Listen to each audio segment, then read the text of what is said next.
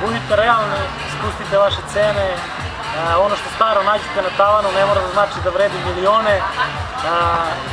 Stajalo je, stajeće, a za pristojne pare može i da se proda baš na limunu.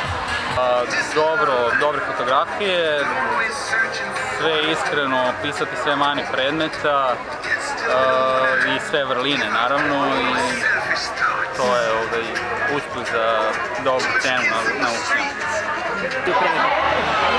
Ja bih na prvom mestu preporučila iskrenost.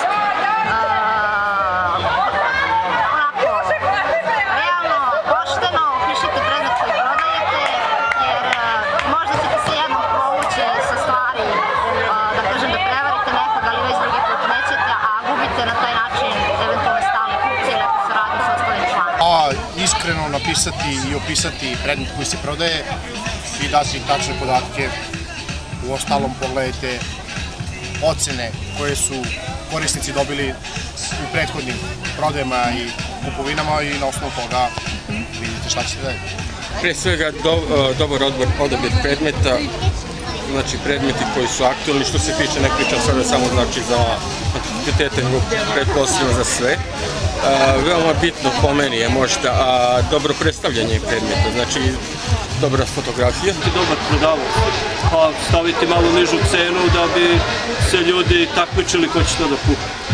Samo iskren opis uređaja, ako se uređuje u mom slučaju, što tačnije opis i rešeno, nemam problema ni kod kupca ni kod prodavca.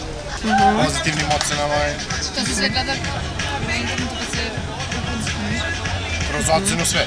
Kad čovjek vidi da neko ima 50 pozitivnih ocena, ne može da misli da je to neka prevara. Sama ta trgovina, taj internet povezivanje, internet poslovanje, to mi je jako zanimljivo.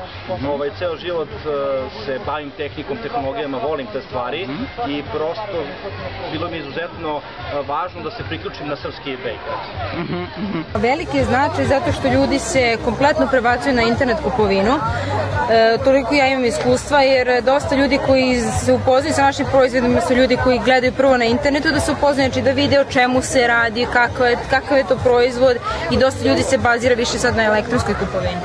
Pa zadovoljan sam, iskreno isplativije mi je tu da kupim nego u prodavnici, a gledam neku neonku za mesečinu koja je 400 dinara, u radnji je 2000 dinara. Znači mnogo mi isplativije da uzmem tu nego da idem po radnjama. Mene je sigurnost u kupovini i povoljnost.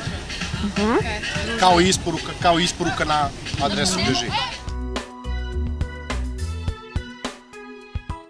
Pa najviše volim Limundo, zbog iskustva, zbog tog nadmetanja, prosto na Limundo sam od samog početka, od 2005. godine, znači sam početak i sviđa mi se taj princip, ali Kupindu isto sjajna stvar, ko voli da prodaje po fiksnim cenama i da kupuje po fiksnim cenama, tako da...